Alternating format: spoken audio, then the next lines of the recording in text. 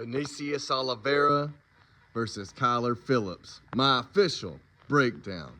Now, I've been waiting all week to break this fight down, and besides Holloway versus Poirier, this is the second best fight on the card this week. And the fact they got it stuck on the prelims, not kicking off the pay-per-view like it rightfully belongs, is mind-bending to me.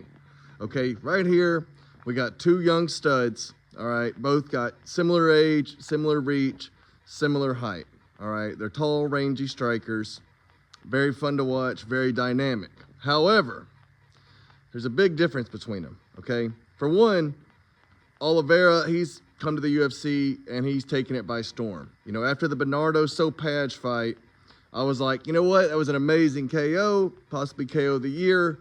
But I kind of thought he got lucky because he kind of got ragdolled that fight, got taken down a bunch, controlled a bunch, but he found that crazy flying knee third round KO. So I'm like, okay, dude's got, you know, got heart, got good cardio, got crazy finish, but I saw a weakness in his game. And then they matched him up with Ricky Simón after that. And I remember saying Ricky Simón was the lock of the card, because I thought Ricky would go in there, and if Sopaj could take him down, Ricky would be ragdolling him, and it'd be an easy dub. Boy, was I wrong, because he went in there, took Ricky to school, just stuffed his takedowns, outstruck him, looked amazing, all right? Looked amazing. Dominated Ricky Simón. Then they match him up with Said Nurmagomedov, and I'm like, all right, Said's going to get him. Said's a real dynamic striker, too, got good grappling.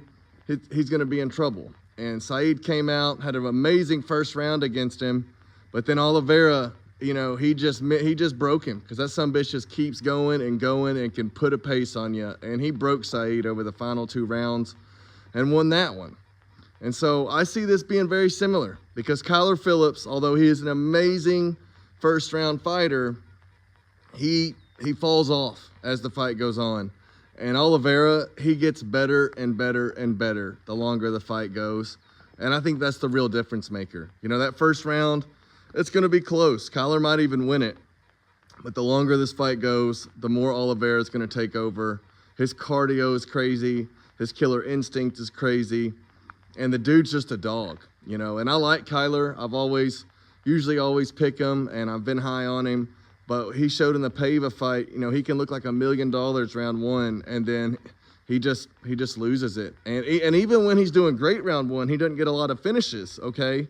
And so if you got a bad gas tank, you know, you better get the finish. And I don't see him finishing Oliveira, so we're going to go Vinicius Oliveira by knockout.